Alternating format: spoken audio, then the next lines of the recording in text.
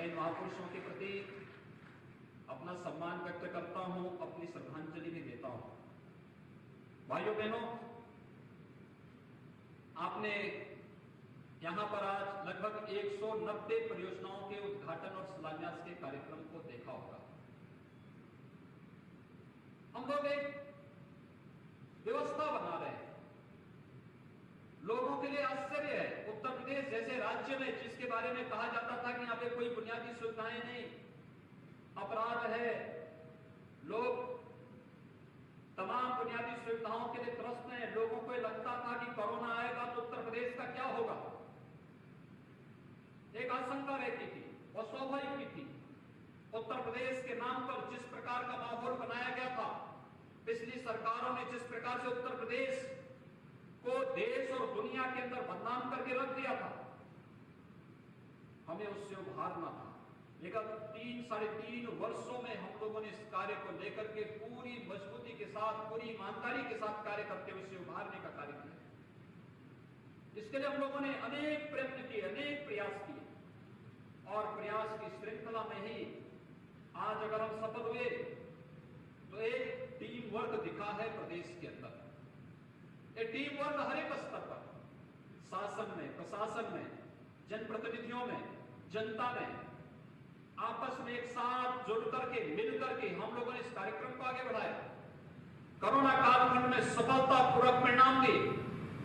लोगों को लगता है उत्तर प्रदेश आखिर इतना सफलता परिणाम कैसे दे पाया, लेकिन हम लोगों ने पिछले 3-3.5 वर्षों में हेल्थ इंफ्रास्ट्रक्चर के लिए बहुत कुछ करने का प्रयास किया। आजादी के बाद प्रदेश में केवल 12 गवर्नमेंट मेडिकल कॉलेज बने थे। 1947 से लेकर के 2017 तक इन 70 वर्षों में केवल 12 मेडिकल कॉलेज। और भाइयों बहनों, 2017 से लेकर के 2020 के बीच में हम वर्तमान में 29 मेडिकल कॉलेज उत्तर प्रदेश में निर्माण का कार्य प्रारंभ कर चुके हैं। तो एम्स में हम लोगों ने प्रवेश भी दे दिया है और अन्य स्वास्थ्य की सुविधाओं को बेहतर रूप से आगे बढ़ाने का कार्य निरंतर जारी है। हमारा प्रयास है आने वाले समय में जो 16 जनपद हैं जहां मेडिकल कॉलेज नहीं, या तो सरकार या पीपीपी मोड पे हम वहां पर एक नया मेडिकल कॉलेज भी देंगे, जिससे लोगों को राहत मिल सके और बेहतर स्वास्थ्य की सुविधा लोगों को अपने अपने जनपदों में मिल सके। स्वास्थ्य की सुविधा के साथ साथ मेरा यह मानना है, आधी से अधिक बीमारी की जड़ है शुद्ध पेयजल की आपूर्ति न होना। हम लोगों ने शुद्ध पेयजल की आपूर्ति के लिए कार्य योजना बनाकर के लागू कर दिया। बुंदेलखंड तो पहले चरण में, क्योंकि बुंदेलखंड हमारा एक ऐसा क्षेत्र था जहां पर लगातार हर वर्ष फरवरी से लेकर के जून तक, या जब तक मानसून नहीं आता था तब तक लोगों को टैंकर से पानी पहुंचाया जाता था। वहां से प्लान इस बात को लेके होता था क्योंकि पानी नहीं। आज मुझे बताते हुए प्रसन्नता है, बुंदेलखंड के 7 जनपदों के लिए हम लोगों ने घर घर तक शुद्ध पेयजल उपलब्ध कराने के लिए प्रधानमंत्री जी के हाथों उसका शिलान्यास भी किया, कार्यक्रम शुभारंभ भी कर दिया है। हम बिंदु क्षेत्र के लिए भी परियोजना स्वीकृत कर चुके हैं और अब हम लोगों ने मस्तिष्क ज्वर से प्रभावित, आर्सेनिक क्लोराइड से प्रभावित जनपदों में भी, और जिन जनपदों में शुद्ध पेयजल की आपूर्ति नहीं हो रही, इन सब के लिए कार्य योजना प्रारंभ कर दिया है। और हमारा प्रयास है कि आने वाले 4 वर्ष के दौरान हर गांव में, हर बस्ती में शुद्ध पेयजल हर घर तक पहुंचाने की व्यापक कार्य योजना को आगे बढ़ाने का कार्य करेंगे। शुद्ध पेयजल की आपूर्ति का मतलब आदि से बीमारी का समाधान, बीमारी समाप्त, कोई बीमारी फिर नहीं, उपचार के अच्छे साधन मिलेंगे, शिक्षा में आमूलचूल परिवर्तन करने की तैयारियां चल रही हैं। हमारा नौजवान शिक्षित होगा और न केवल सैद्धांतिक ज्ञान बल्कि व्यवहारिक ज्ञान से भी जब उत्प्रोत होगा तो कहीं भी वह ठोकर नहीं खा सकता। जिसको नौकरी करनी होगी नौकरी करेगा। और पिछले 3 वर्ष के दौरान 3 लाख से अधिक सरकारी नौकरी हमने प्रदेश में दी, लेकिन कोई नहीं कह सकता कि कोई जाति, कोई क्षेत्र, कोई अन्य किसी के आधार पर भेदभाव हो या कोई भ्रष्टाचार का आरोप नहीं लगा सकता, और नहीं तो न्यायालय को बार बार हस्तक्षेप करने का अवसर मिलता था, नौकरी नौजवान नहीं पाता था, और फिर ये नौकरियां रखी रह जाती थी, पब्लिक की तबाह होती थी, नौजवान हमारा दर दर की ठोकर खाने के लिए मजबूर होता था। 3 वर्ष में 3 लाख से अधिक सरकारी नौकरी दी, 20 लाख से अधिक नौजवानों को हम लोगों ने प्रदेश में हुए निवेश के आधार पर रोजगार और नौकरी के साथ जोड़ा, और प्रदेश के अंदर इस कोरोना कालखंड के अंदर सबसे अधिक रोजगार सृजन करने वाली कोई राज्य सरकार रही तो उत्तर प्रदेश सरकार रही, जिसने 40 लाख प्रवासी कामगार और श्रमिकों को सुरक्षित उनके घरों तक तो पहुंचाया ही, उनके हाथों को रोजगार भी देने का कार्य किया। ये कार्य निरंतर चलता रहा। हम सब आभारी हैं।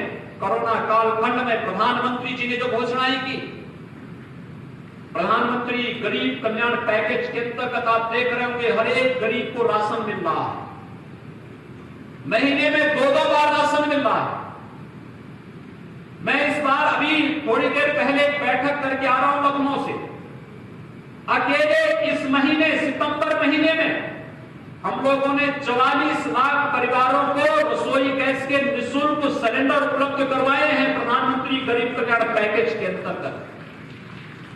87 लाख लोगों को वृद्धावस्था पेंशन, दिव्यांगजन पेंशन, निराश्रित महिला पेंशन, कुष्ठावस्था पेंशन का 30 सितंबर की राशि एडवांस उनके अकाउंट में हम पहले दे चुके हैं। ये कार्य सरकार के द्वारा लोक कल्याण के लिए किए जा रहे कार्यक्रम का हिस्सा है। नहीं तो पेंशन के नाम पर कितना बंदरबांट होता था। गरीब को पेंशन गरीब के नाम पर आती थी, लेकिन इसके नाम पर कुछ लोगों ने बिचौलिए बनकर के बीच में दलाली करके उस गरीब का उस छोटी सी राशि में भी डकैती डालने का कार्य होता था। राशन कार्ड का कितना कालाबाजारी होती थी, सीबीआई जांच भी हो पाती हो, तमाम लंबित पड़ी हुई थी। लेकिन हम लोगों ने इनपॉस मशीन के साथ जोड़ करके आज हर स्तर पर लोगों को भ्रष्टाचार मुक्त व्यवस्था देने और हर गरीब को राशन मिल सके, यह एक व्यवस्था लागू की। और महीने में कोविड-19 के दौरान 2-2 बार हर गरीब को राशन देने 18 करोड़ लोगों को 12 बार राशन उपलब्ध करवाने का कार्य अब तक किया जा चुका है। आने वाले समय में भी यह कार्यक्रम निरंतर आगे चलेगा। प्रधानमंत्री आर्थिक पैकेज के अंतर्गत भी, आत्मनिर्भर पैकेज के अंतर्गत भी तमाम प्रकार के रोजगार के कार्यक्रम चल रहे हैं। हमारे माननीय सांसद जी, हमारे माननीय विधायकगण निरंतर मांग करते थे गांव में ग्राम सचिवालय हो, गांव में सामुदायिक शौचालय हो। कोई कार्यक्रम कहीं पे होता था, गांव में सार्वजनिक शौचालय न होने के कारण कोई भी सार्वजनिक कार्यक्रम, शादी ब्याह के कार्यक्रम गांव में होना बड़ी कठिन कार्य था। लेकिन हर गांव में सामुदायिक शौचालय बनाए जा रहे हैं, हर गांव में ग्राम सचिवालय बनाए जा रहे हैं। एक ग्राम सचिवालय का तो काम करेंगे ही करेंगे, ग्राम सचिवालय के साथ साथ गांव में बैंकिंग सुविधा का लाभ भी देंगे, और गांव में ही जाति प्रमाण पत्र, मूल निवास प्रमाण पत्र, आय प्रमाण पत्र की सुविधा भी देंगे। तमाम एक ग्राम सचिवालय को 3 से 5 नौजवानों को नौकरी देने की सुविधा हर गांव में हम देने की कार्रवाई कर रहे हैं। और मैं चाहूंगा जिन गांव में पंचायत भवन अब तक नहीं बन पाए हैं, जमीन वहां की तत्काल उपलब्ध करवाइए। सरकार वहां पे तत्काल ग्राम सचिवालय का निर्माण करके ऑप्टिकल फाइबर से इसे जोड़ेगी, और टेक्नोलॉजी के माध्यम से हमारे गांव के लोगों को बैंकों में लाइन लगाने के लिए नहीं, बल्कि अपने गांव के अंदर ही ग्राम सचिवालय से ही अपना पैसा निकालने या पैसा जमा करने की सुविधा वहीं पर देने की बृहद कार्य योजना को आगे बढ़ाने का कार्य कर रहे हैं। हर ग्राम पंचायत के लिए, जहां पे ग्राम पंचायत भवन नहीं, वहां पे हमने एक ग्राम सचिवालय स्वीकृत कर दिया है। ये प्रधानमंत्री आत्मनिर्भर भारत के पैकेज के अंतर्गत ये सुविधाएं हर एक ग्राम पंचायत को उपलब्ध कराने की कार्रवाई तेजी के साथ चल रही है। हमें इन योजनाओं का लाभ देना चाहिए। इन योजनाओं का लाभ देकर के हम लोग तमाम नौजवानों को रोजगार के साथ जोड़ करके, उन्हें आत्मनिर्भर भारत के इस अभियान के साथ जोड़ करके गांव को भी स्वावलंबी बना सकते हैं। गांव में ही ढेर सारे में योजनाएं चल सकती है। 1 डिस्ट्रिक्ट 1 प्रोडक्ट की शासन उत्तर प्रदेश सरकार की योजना आज देश के अंदर एक अभिनव योजना बन चुकी है।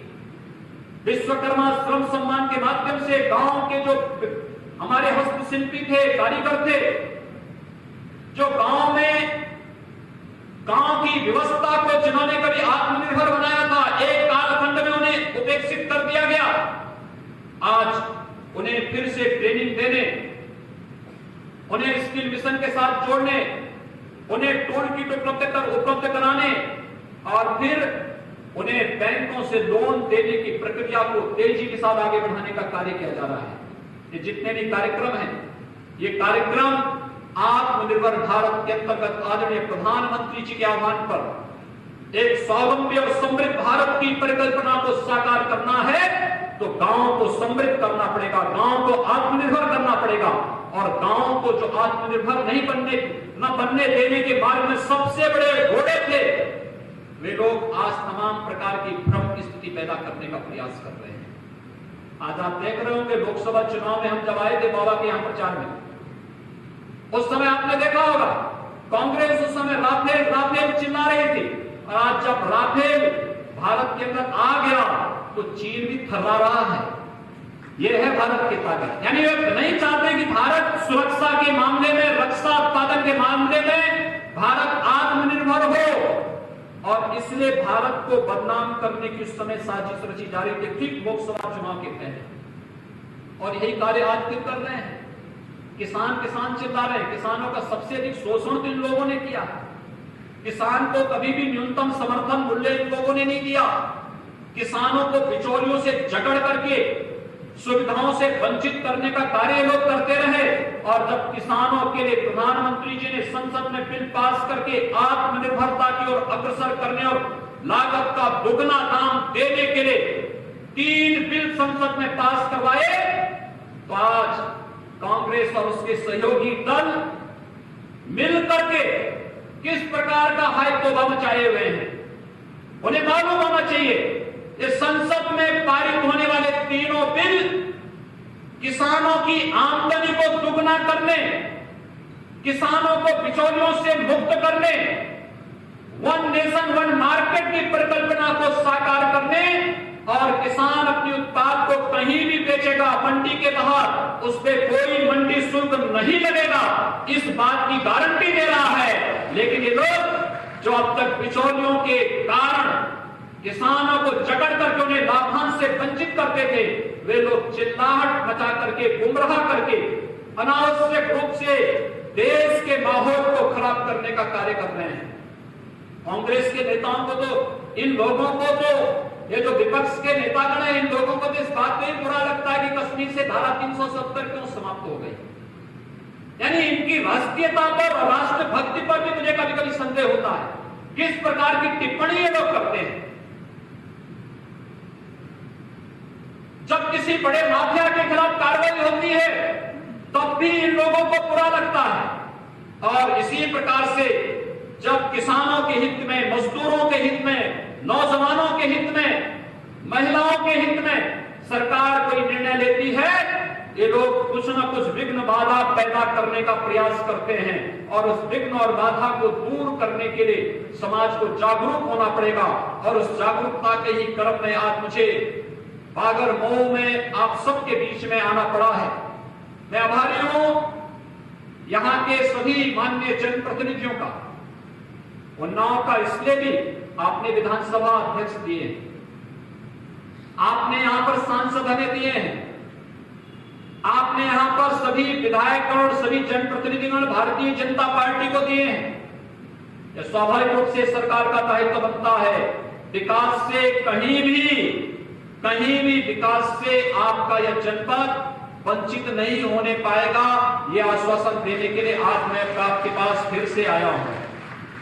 जो भी प्रस्ताव शासन के पास आएंगे, शासन पूरी प्रतिबद्धता के साथ उन कार्यक्रमों को संपन्न करके विकास को एक नए आयाम तक पहुंचा करके उन्नाव जिस विकास का हकदार था वह विकास उन्नाव तक मिलना ही चाहिए। ये मैं आपको आश्वासन देने के लिए आज आपके बीच में यहां पर उपस्थित हुआ हूं। मैं आप सबसे इस बारे में कहूंगा, केंद्र और प्रदेश सरकार प्रत्येक नागरिक के जीवन में खुशहाली लाने, उसके जीवन को समृद्धशाली बनाने और भारत को सशक्त बनाने के लिए पूरी ईमानदारी और पूरी प्रतिबद्धता के साथ कार्य कर रही है। हम सबको मिलकर इस अभियान का हिस्सा बनना चाहिए। तनिक भी उन भावनाओं में नहीं बहना चाहिए जो हमें कुछ निहित स्वार्थी तत्व बहकाने का प्रयास करते हैं। वे तमाम माध्यम हो सकते हैं, क्योंकि खाली दिमाग शैतान का घर। विपक्ष के पास कोई काम नहीं है। आज जो बेरोजगार है, जो कुछ दलाली चलती भी थी और सरकार ने बंद करवा दी है, तो स्वाभाविक रूप से कुछ तो करेगा, तो उसके पास गुमराह करने का और अनावश्यक रूप से माहौल खराब करने के अलावा कोई दूसरा माध्यम नहीं बचा है। हम एक अपनी ऊर्जा का उपयोग सकारात्मक दिशा में करें और सकारात्मक ऊर्जा का उपयोग जिससे आपके गांव का, आपके विकास खंड का, आपकी तहसील का, आपकी विधानसभा का, आपके जनपद का विकास हो सके और विकास न केवल आपको बल्कि आने वाली पीढ़ी को भी लाभान्वित करते हुए गौरवान्वित कर सके।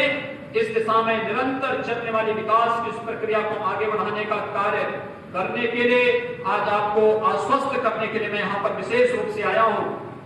मैं इस अवसर पर विशेष रूप से धन्यवाद दूंगा विधानसभा के माननीय अध्यक्ष जी का, क्योंकि कोरोना कालखंड के दौरान मैंने उनको स्वयं कहा था, मैंने कहा अध्यक्ष जी आप कोरोना के दौरान कहीं निकलिएगा मत, क्योंकि विधानसभा अध्यक्ष निकलेंगे तो अन्य लोगों को रोकना फिर दिक्कत होती है। और आज वे स्वयं भी इस मंच पर आए। मैंने उनसे आग्रह किया था, मैंने कहा अपने कार्यक्रम में रहेंगे, क्योंकि पूरे जनपद की योजनाओं का है और साक्षी जी महाराज भी बाहर थे। मैंने विशेष रूप से आग्रह करने के लिए कहा था कि साक्षी जी महाराज भी रहेंगे, हमारे जिला पंचायत के अध्यक्ष जी भी, हमारे सभी मान्य विधायकगण जो लगातार विकास के लिए भी यहाँ पर प्रयास करते ही हैं, साथ साथ यहाँ पर जनपद में जिन्होंने सेवा की एक अद्भुत मिसाल कोरोना कालखंड में प्रस्तुत की। मैं उन सभी संगठनों, संस्थाओं और नागरिकों का मैं अभिनंदन करूंगा जिन्होंने लॉकडाउन के दौरान यहाँ पर सेवा की एक अद्भुत मिसाल प्रस्तुत की। और सचमुच भारतीय जनता पार्टी के कार्यकर्ताओं ने तो अद्भुत मिसाल प्रस्तुत की। उन्होंने उस समय कहा हमारे लिए सेवा ही संगठन है, यानी संगठन का मतलब सत्ता प्राप्त करना नहीं। भारतीय जनता पार्टी ने अपना स्लोगन ही बदल दिया, उन्होंने कह दिया हमारे लिए सेवा ही संगठन है और संगठन को सेवा के कार्य का संघ की चिंता नहीं थी। मैं देख रहा था हमारे कार्यकर्ता जब लॉकडाउन के दौरान आगरा लखनऊ एक्सप्रेस वे पे भारी संख्या में जब कामगार और श्रमिक आ रहे थे अपने अपने जनपदों के लिए, तो कोई कार्यकर्ता जो नंगे पैर चल रहे थे उनके पैरों में चप्पल पहनाने का कार्य कर रहे थे, कोई कार्यकर्ता गर्म पानी से उनके पैरों को धो रहा था, कोई भोजन का पैकेट उन्हें उपलब्ध करा रहा था, कोई दवा की व्यवस्था कर रही थी। अपनी स्वयं की परवाह किए बगैर सेवा को इस संगठन के रूप में ढालने का कार्य जिन कार्यकर्ताओं ने किया है उन सबका भी मैं अभिनंदन करता हूं। जनता जनार्दन का मैं अभिनंदन करता हूं जिन्होंने पूरे धैर्य के साथ आदरणीय प्रधानमंत्री जी के नेतृत्व में पूरे देश के अंदर कोरोना की इस लड़ाई को मजबूती से लड़ने के लिए अपना योगदान दिया है। लेकिन भाइयों बहनों, मैं आप सबका आह्वान करूंगा, अभी हमारे सामने आगामी 6 महीने, बहुत 6 महीने हमारे बीत चुके हैं, लेकिन अगले 6 महीने हमारे लिए अभी इसी प्रकार से चुनौतीपूर्ण बने रहेंगे। हम लोग 4 चरण के लॉकडाउन के बाद चौथे चरण के अनलॉक में हैं। हमें आर्थिक गतिविधियां जनजीवन को सामान्य बनाने के लिए चलानी पड़ रही है, ये चलाना भी पड़ेगा, लेकिन हमें सावधानी हर स्तर पर रखनी पड़ेगी, हर एक स्तर पर रखनी पड़ेगी, क्योंकि कोरोना का सबसे आसान शिकार लापरवाही है। जो लापरवाह हुआ वो उसकी चपेट में आ जाएगा और इसलिए प्रयास होना चाहिए हर एक स्तर पर बचाव का। प्रधानमंत्री जी ने जो स्लोगन दिया 2 गज की दूरी और मास्क जरूरी, हम इसका पालन जरूर करें। अगर बीमारी आ जाती है, हम जांच करने में संकोच न करें। अगर कोविड पॉजिटिव आ जाता है और व्यक्ति पहले से ही किसी बीमारी की चपेट में है, कमजोर इम्यूनिटी का है, बुजुर्ग है, गर्भवती महिलाएं हैं, छोटे बच्चे हैं, तत्काल उन्हें हॉस्पिटल में चले जाना चाहिए। तत्काल हॉस्पिटल प्रशासन को सूचित करके हॉस्पिटल में चले जाएं और किन किन लोगों के संपर्क में वे थे उसकी जानकारी प्रशासन को उपलब्ध करवा दें। मुझे लगता है लड़ाई व्यक्ति की नहीं, देश की है। देश की लड़ाई का मतलब हर एक नागरिक की सहभागिता, और हम लोग प्रत्येक नागरिक को इसके प्रति जागरूक कर लेंगे। आगामी 6 महीने लगभग अभी पिछले 1 सप्ताह से काफी अच्छे दिशा में हमारे पास सामने परिणाम आए हैं, जो मैंने आपको बताया है कि पिछले 6 महीनों के पिछले 8 दिनों के दौरान 15,000 मरीज कम हुए हैं। एक्टिव जो केस थे वे कम हुए हैं, क्योंकि तेजी के साथ सुधार हो रहा है और मरीजों की संख्या तेजी के साथ कम हो रही है। लेकिन सबके बावजूद सावधानी आवश्यक है। हम इसका पालन करते हुए अपने जितने भी हमारे आर्थिक गतिविधियां हैं, सामाजिक गतिविधियां हैं, राजनीतिक गतिविधियां हैं, इन गतिविधियों को उसके साथ जोड़ करके देखेंगे। ये मैं आप सबका आह्वान करूंगा। बागरमऊ विधानसभा के सभी कार्यकर्ताओं का आह्वान करते हुए कि भारतीय जनता पार्टी विकास के लिए पूरी प्रतिबद्धता के साथ आपके साथ खड़ी है, जनपद उन्नाव के साथ खड़ी है, इस लोकसभा क्षेत्र के साथ खड़ी है। विकास में कहीं भी कोई उपेक्षा, कहीं भी किसी भी प्रकार से आपको कहीं कोई किसी भी स्तर पर विकास के पैमाने पर आप कहीं भी अपने को विकसित महसूस नहीं करेंगे। यही आश्वासन देते हुए मैं एक बार फिर से जिन महापुरुषों के नाम पर आज हम लोगों ने यहां पर नामकरण किए हैं, उनकी स्मृतियों को कोटि-कोटि नमन करते हुए अपनी श्रद्धांजलि देता हूं और विश्वास व्यक्त करता हूं कि इन महापुरुषों की प्रेरणा हम सबको निरंतर आगे बढ़ने के लिए प्रेरित करेगी। आप सबके प्रति मेरी शुभकामनाएं। धन्यवाद। जय हिंद।